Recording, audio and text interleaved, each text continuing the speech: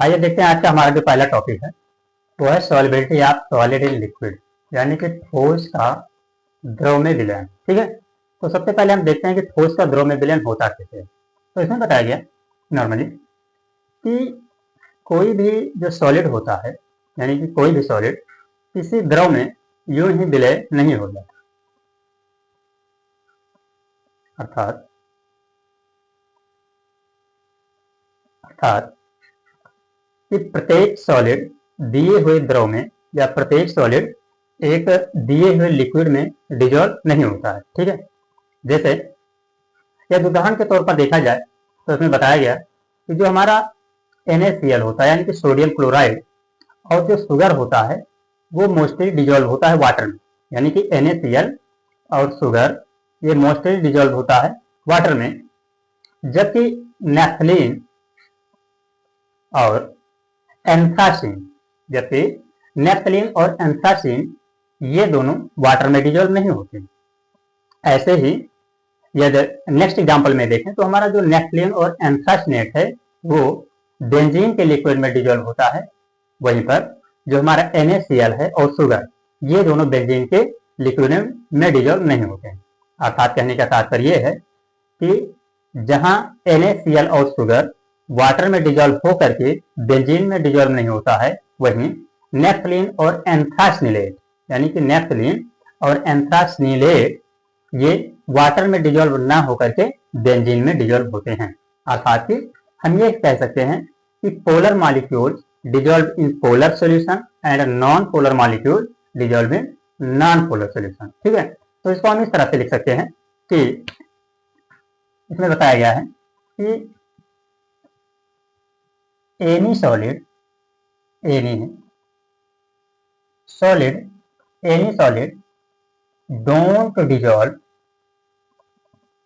don't dissolve in solution, यानी कि कोई भी सॉलिड किसी भी सॉल्यूशन या लिक्विड में डिजोल्व नहीं हो सकता, यानी कि कोई भी जो हमारा सॉलिड है वो किसी भी सॉल्यूशन या लिक्विड में डिजोल्व नहीं हो सकता है। जैसे मोस्टली देखा गया कि when glucose and NaCl यानी जिसे हम कहते हैं सोडियम क्लोराइड यानी कि glucose and sodium chloride dissolve in water under bracket में कर सकते हैं H2O। ठीक है, यहां पर ये दोनों किसमें डिजोल्व है? वाटर में डिजोल्व है। बट यहीं पर देखा गया but एंथ्रासिनेट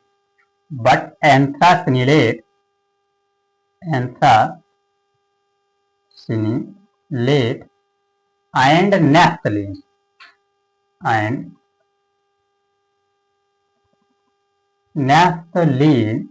एंथ्रासिनेट and naphthalene don't dissolve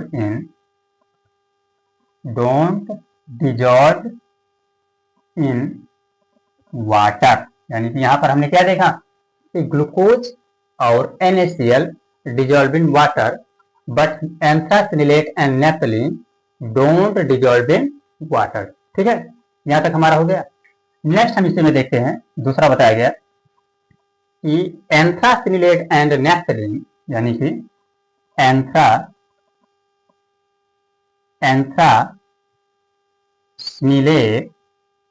and naphthalene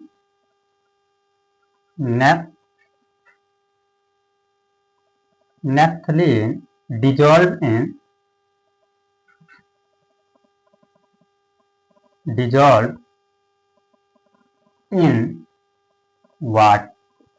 benzene, यानी कि anthracene and naphthalene dissolve in benzene. ठीक है, but sugar sugar and salt, जिसे हम कहते हैं NaCl, don't dissolve, don't dissolve, don't dissolve in, single ऐसा रहेगा, डोंट डिजॉल्व इन बेंजीन। ठीक है, तो यहां पर हमने क्या देखा कि ठोस का द्रव में विलयन में, यहां पर देखा NaCl and water dissolve in water but not dissolve in benzene. वहीं पर anthracene and naphthalene dissolve in benzene but not dissolve in water. ठीक है, तो ये हमारा हो गया यहां तक complete. It means polar solute dissolve in polar solvent, यानी कि यहां पर हमने देखा कि पोलार जो विलीय होता है वो पोलार विलयन में क्या होता है, डिजॉल्व होता है, यानी घुलता है। यानी कि वहीं पर non polar solute dissolve dissolved in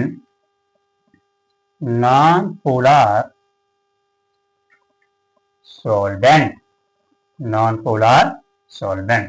ठीक है, तो यहां पर बताया गया पोलार सोल्यूट डिजॉल्व होता है पोलार सॉल्वेंट में और नॉन पोलार सोल्यूट डिजॉल्व होता है नॉन पोलार सॉल्वेंट में। ठीक है, तो यहां तक हमारा ये टॉपिक क्लियर हुआ। अब आगे हम देखते हैं, आइए देखते हैं नेक्स्ट टॉपिक हमारा है डाइल्यूशन। तो सबसे पहले हम समझते हैं कि डाइल्यूशन होता क्या है।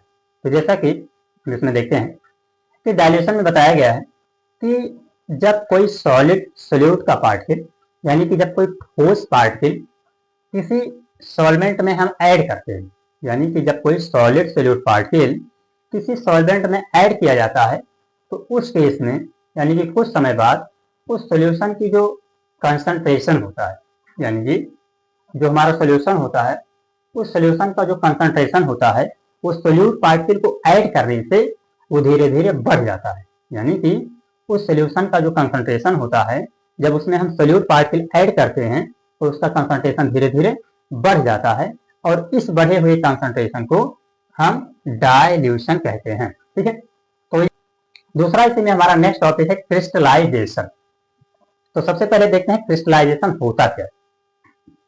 तो क्रिस्टलाइजेशन में बताया गया कि कुछ सोल्यूट के जो पार्टिकल होते हैं, यानी कि सोल्यूट के कुछ पार्टिकल जब किसी सोल्यूशन में जा करके उसके सोल्यूट पार्टिकल से आपस में कोलाइड होकर के, यानी कि किसी सोल्यूशन के जो सोल्यूट पार्टिकल होते हैं उससे कोलाइड होकर के, यानी कि आपस में मिल करके एक सॉलिड पार्टिकल का निर्माण कर लें। ठीक है, और वो सॉलिड पार्टिकल, यानी कि दोनों आपस में मिलने के बाद में वो जो सॉलिड पार्टिकल होता है वो उस सोल्यूशन से सेपरेट हो जाए, अर्थात कि बाहर हो जाए, तो उसी को हम क्या कहते हैं, क्रिस्टलाइजेशन कहते हैं। ठीक है, effect of temperature, effect of temperature जो कह रहा है, इफेक्ट ऑफ टेम्परेचर मीन्स हुआ ताप का प्रभाव। तो ताप का प्रभाव हम देखने जा रहे हैं ठोस के द्रवों में विलयता पर।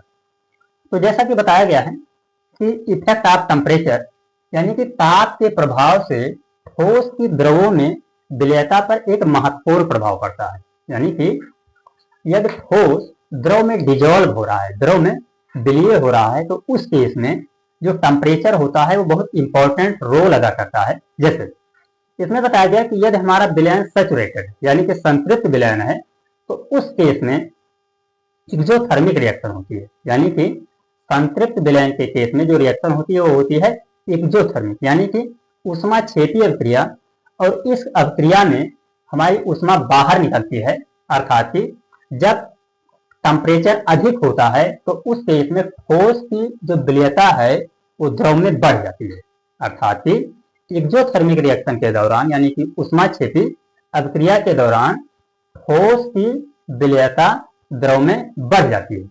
जबकि इसी के विपरीत देखा जाए, यदि हमारा इंडोथर्मिक रिएक्शन होता है तो इंडोथर्मिक रिएक्शन में बताया गया कि उस केस में जो टेम्परेचर होता है यानी कि ताप जो होता है वो सॉल्यूशन में कम हो जाता है, और जब ताप कम हो जाता है तो उस केस में देखा गया कि ठोस की द्रव में जो विलेयता यानी कि ठोस के द्रव में सॉल्युबिलिटी है वो कम हो जाती है। तो यहाँ पर हम देख रहे हैं कि एक्सोथर्मिक रिएक्शन के दौरान जब उष्मा निकलती है यानी कि टेम्परेचर ज्यादा होता है तो ठोस की विलेयता द्रव में बढ़ जाती है, लेकिन इंडोथर्मिक रिएक्शन के दौरान जब टेम्परेचर कम होता है तो ठोस की विलेयता द्रव में कम हो जाती है। तो ये हमारा है इफेक्ट ऑफ टेम्परेचर यानी ताप का प्रभाव। तो जब दाब के प्रभाव में हम देखते हैं, इफेक्ट ऑफ प्रेशर में देखते हैं, तो यहाँ पर देखा गया कि वैसा देखा जाए तो ठोस की द्रवों में विलयता पर यानी कि जब कोई ठोस द्रव में डिजोल्व होता है तो उस केस में दाब का कोई विशेष प्रभाव नहीं पड़ता है। क्यों? क्योंकि जो हमारा लिक्विड होता है वो एक प्रकार से अनकम्प्रेसिबल होता है, यानी कि लिक्विड को हम प्रेशराइज करके उसको डिजोल्व नहीं कर सकते हैं, यानी कि उसको प्रेशराइज बहुत कम किया जा सकता है। तो इसलिए माना गया कि लिक्विड का यानी कि लिक्विड पर जो हमारा प्रेशर है उस प्रेशर का कोई खास इफेक्ट नहीं पड़ता। ठीक है, आइए देखते हैं हमारा जो अगला टॉपिक है वो है गैसों की द्रव में विलयता। तो जब गैसों की द्रव में विलयता की बात करें तो यहाँ पर देखा जाता है कि बहुत सी गैसें ऐसी होती हैं जो द्रव में विलेय होती हैं, लेकिन कुछ गैसें ऐसी होती हैं जो द्रव में विलेय नहीं होती हैं। जैसे यदि उदाहरण के लिए देखा जाए तो ऑक्सीजन जो गैस है ना वो द्रव में एक प्रकार से पार्शियली डिजोल्व होती है। ठीक है, ऑक्सीजन गैस जो है वो द्रव में पार्शियली डिजोल्व होती है। वहीं जो हमारा HCl है यानी कि हाइड्रोक्लोरिक एसिड है वो द्रव में कंप्लीटली डिजोल्व होती है। ठीक है, अर्थात कि ये देखा गया कि ऑक्सीजन गैस जो होती है यानी कि oxygen gas O2 gas liquid में कम विलयित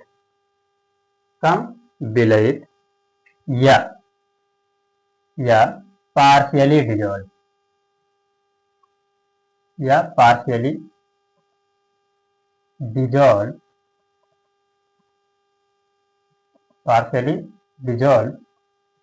होती है। ठीक है, यानी कि यहाँ पर क्या बताया गया कि कुछ गैसें लिक्विड में डिजोल्व नहीं होती हैं, कुछ गैसें जो होती है वो लिक्विड में पार्शियली डिजोल्व होती हैं। जैसे हमारा ऑक्सीजन, ये ऑक्सीजन जो है जब लिक्विड में पार्शियली डिजोल्व होता है तो इसी के साथ साथ ये जल में रहने वाले जीवों को एक प्रकार से जीवन प्रदान करता है, यानी कि जो जीव जल के अंदर रहते हैं और वो बिना ऑक्सीजन के नहीं रह सकते हैं तो ये गैस उन जीवों को जीवित रखने में हेल्प करती है या मदद करती है।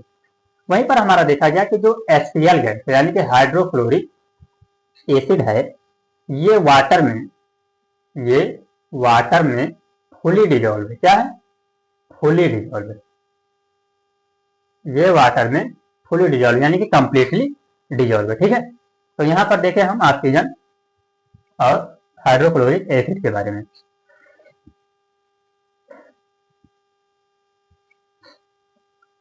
फिर इसमें बताया गया कि जो हमारे गैस होते हैं यानी कि ये जो गैसें हमारी होती हैं ये जब वाटर में डिजोल्व होती हैं तो इस पर टेम्परेचर और प्रेशर का बहुत इफेक्ट पड़ता है। कोई गैस किसी लिक्विड में डिजोल्व होती है तो उस केस में यदि हम उसका प्रेशर बढ़ाएं यानी कि यदि उसका दाब बढ़ाया जाए तो वह गैस लिक्विड में बहुत आसानी से डिजोल्व हो जाती है यानी कि विलय हो जाती है। अर्थात ये बताया गया कि जब किसी गैस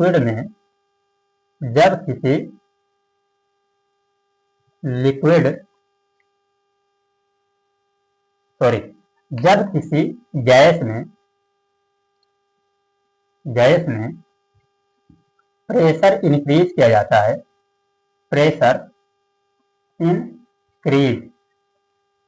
जब किसी गैस में प्रेशर इंक्रीज किया जाता है या इंक्रीज किया जाता है तो क्या होता है, यानी कि जब किसी गैस में प्रेशर इंक्रीज किया जाता है तो उस गैस की सॉल्युबिलिटी लिक्विड में बढ़ जाती है, यानी कि तब उस गैस की विलेयता, जिसे हम क्या कहते हैं, सॉल्युबिलिटी, तब उस गैस की सॉल्युबिलिटी लिक्विड में यानी कि तरल में बढ़ जाती है, तरल में बढ़ जाती है। और इस नियम को, यानी कि जब प्रेशर बढ़ाने से किसी गैस की सॉल्युबिलिटी लिक्विड में बढ़ जाती है, तो इस नियम को सर्वप्रथम हेनरी नामक साइंटिस्ट ने दिया था, इसलिए इसे हम हेनरी लॉ कहते हैं। ठीक है, तो इन्होंने बताया कि कांस्टेंट टेम्परेचर पर, यानी कि स्थिर ताप पर किसी गैस की द्रव में विलेयता, यानी कि कांस्टेंट टेम्परेचर पर किसी गैस की द्रव में सॉल्युबिलिटी विलयन की सतह पर पड़ने वाले गैस के समानुपाती होता है। विलयन की सतह पर पड़ने वाले गैस के समानुपाती होता है, समानुपाती होता है। ठीक है, तो ये है हेनरी का नियम। ठीक है, शीतल पेय पदार्थ, शीतल पेय पदार्थ जैसे सोडा या हम पेप्सी आदि में CO2 की मात्रा अधिक रखने के लिए, यानी कि इसमें कार्बन डाइऑक्साइड की मात्रा अधिक रखने के लिए हम इसको बहुत ज्यादा प्रेशर के साथ बंद कर सकते हैं। ठीक है, यानी कि इसमें बताया गया कि जो हमारे शीतल पेय पदार्थ होते हैं जैसे सोडा, पेप्सी, कोका कोला, इन सभी में CO2 की मात्रा को अधिक रखने के लिए, यानी कि इसमें CO2 की मात्रा अधिक रखने के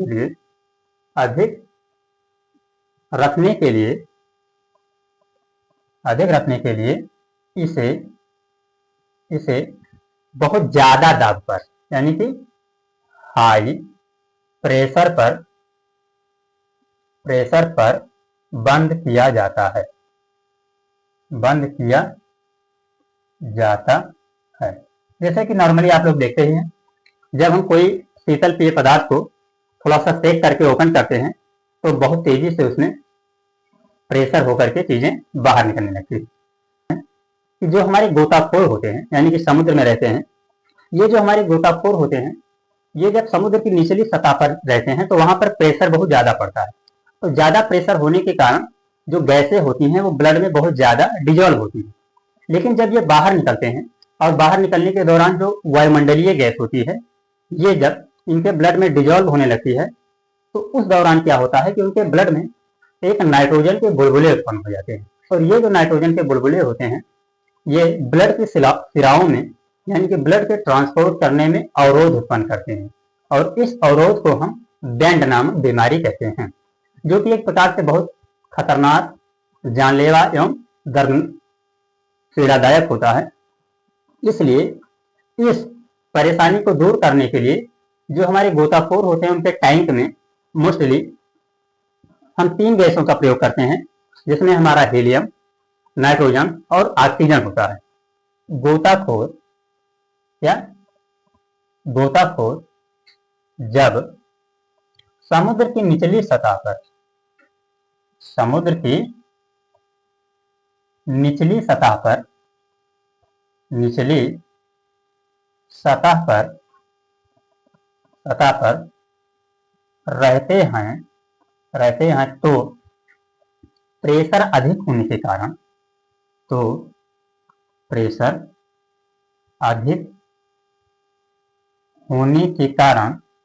होने के कारण, गैसें रुधिर में अधिक अधिक डिजॉल्व हो जाती हैं, यानी कि ये जो गैसें होती हैं वो रुधिर में बहुत ज्यादा डिजॉल्व हो जाती हैं, अधिक डिजॉल्व हो जाती हैं, ठीक है, अधिक डिजॉल्व हो जाती हैं। लेकिन बाहर आने पर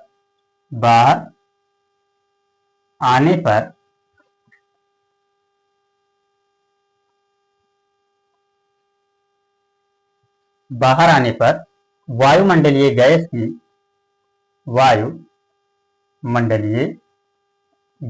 की विलयता, बाहर आने पर वायुमंडलीय गैस की विलयता बढ़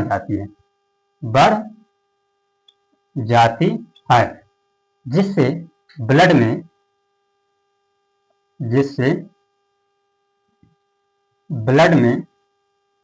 ब्लड में नाइट्रोजन के बुलबुले हो जाते हैं। जिससे क्या होता है, ब्लड में नाइट्रोजन के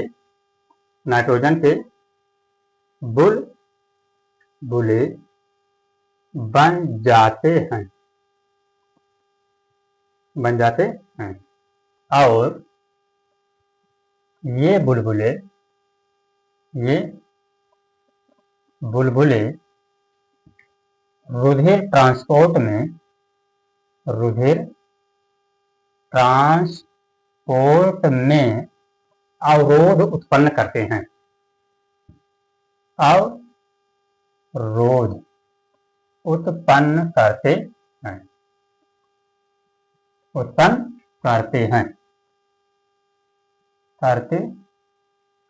जिन्हें हम